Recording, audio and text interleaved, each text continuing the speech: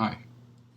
You know, around over 5 years ago, I can clearly remember curled up on the couch in a fetal position, and I'm not ashamed to admit it. I was sick. I was going through intense anxiety. I was curled up on this couch. I can picture my hands were sweating, my feet were sweating. There were times where I would get up and I would pace the floor back and forth, not being able to believe what was happening to me. And I distinctly remember that I had to go no contact, that these people, the narcissist and the golden child, were absolutely intent on ruining my life. And I went through all the process, right? I went through the process of saying, or trying to figure out if it was me, or what was I doing, and what could I have done differently? And I always came up with the same answer. I didn't do anything. I was just being. And I remember specifically thinking that I am not going to have anyone in my life. I remember that despair and that feeling of great loneliness. And that turned in again into me thinking, it's me. I am not worthy. Because they've told us we're not worthy, right? In one way or another. That we're not worthy of having someone good in our lives. That we're not worthy of being loved.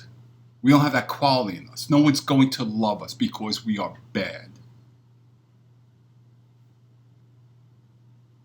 And I remember what a deep and depressing state I was in because of that fact, that my future looked so bleak that I was going to be alone and nobody was going to love me. And then I went through the cycle again of saying, wait a minute, I'm an okay guy. I'm a good guy. I don't hurt anyone. I try to do right.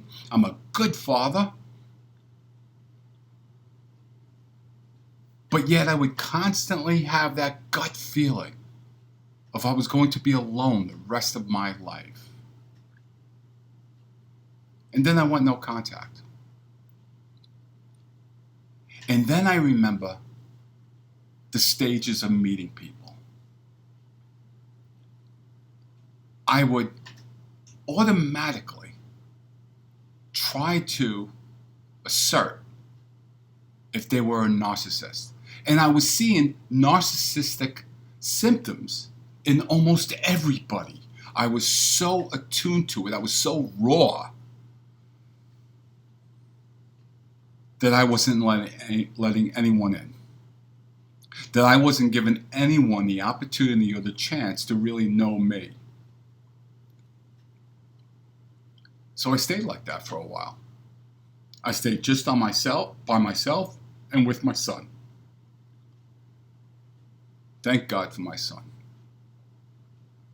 And just to let you know, a side note, that he is right now, he's been in the Navy for going on 4.5 years, and he is now in the most intense, most difficult, hardest training that the U.S. Navy and any military in the world has to offer. So, hey, shout out.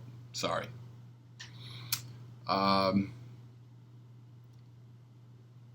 So I had this unbelievable feeling and sadness that I was going to be alone.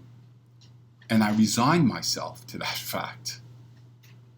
I gave up. I just accepted that that was going to be my entire life.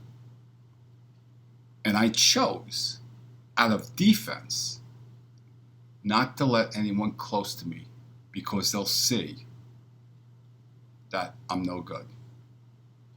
I chose not to let anyone close to me in because they would wonder, why is this person's family so disconnected for him? What's wrong with him? I would think this. I thought I was the only person in the world, right? No one else is going through this. And then I found you.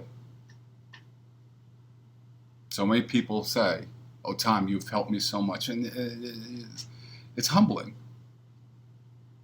but you've helped me.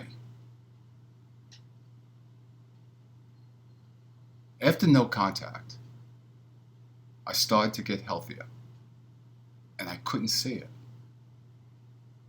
How often do I talk about minute by minute, hour by hour, day by day? I emphasize that because it's really, I'm looking back on it, and that is core true. You will not see it, but it's happening. As long as you've got that no contact, and as long as you're taking care of yourself, physically, mentally, doing something for yourself, and we're gonna start talking about that a lot more now. As long as you're doing those things, you're getting better. You just can't see it. It's difficult to emphasize a specific time or a specific day that you started to get better. It just accumulates, and it happens. Please trust me, it happens. But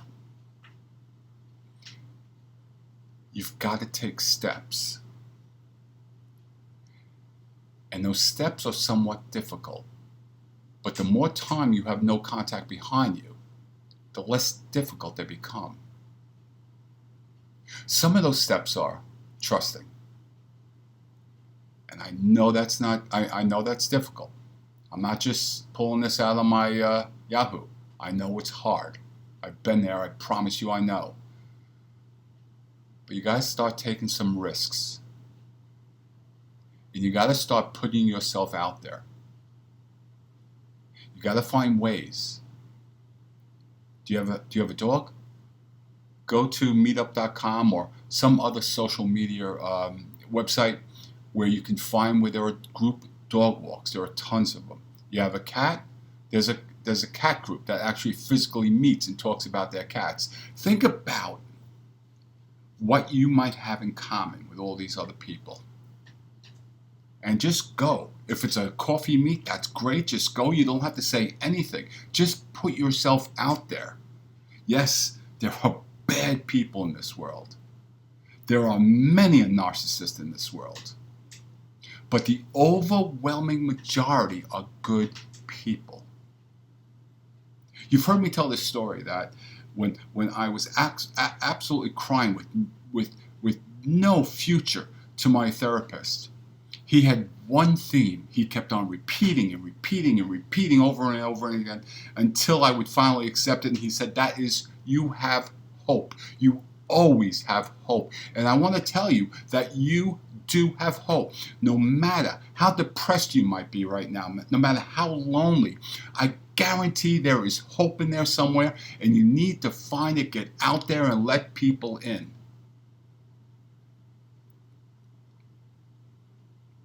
It's difficult.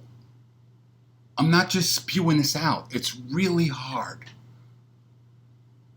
But the more you do it, step by step, you're going to find out that people see you for the good person that you are. You got to get rid of those tapes of people telling you in your past that you are not worthy. Damn it, you are worthy. Get rid of it.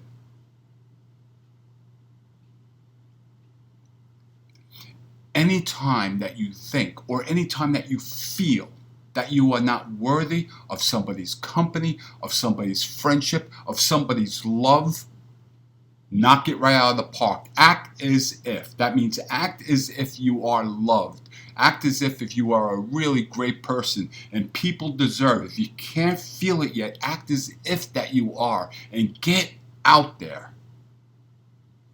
Be careful. Be cautious.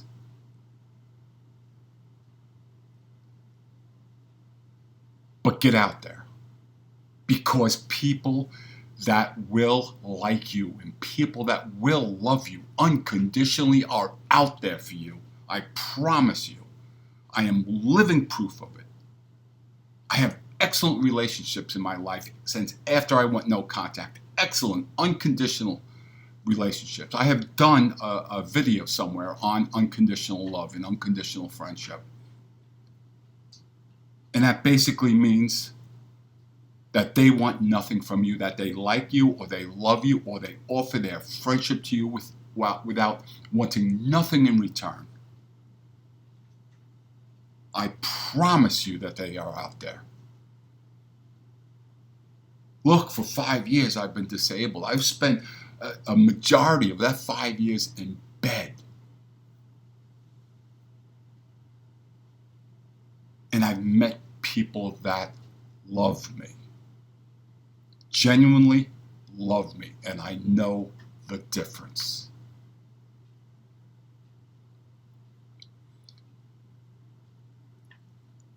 I desperately want you to see that that feeling of low self-worth is planted into you. It's been beaten in you. It's been screamed into you.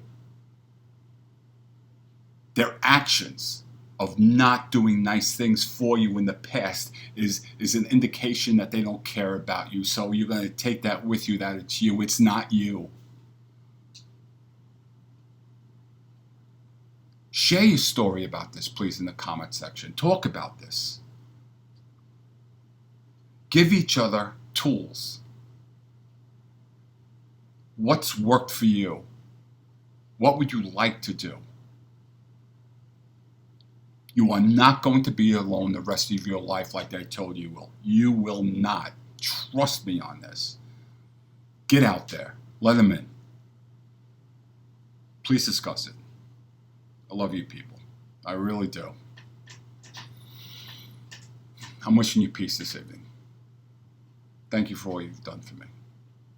Thank you for all you've done for each other. Good night.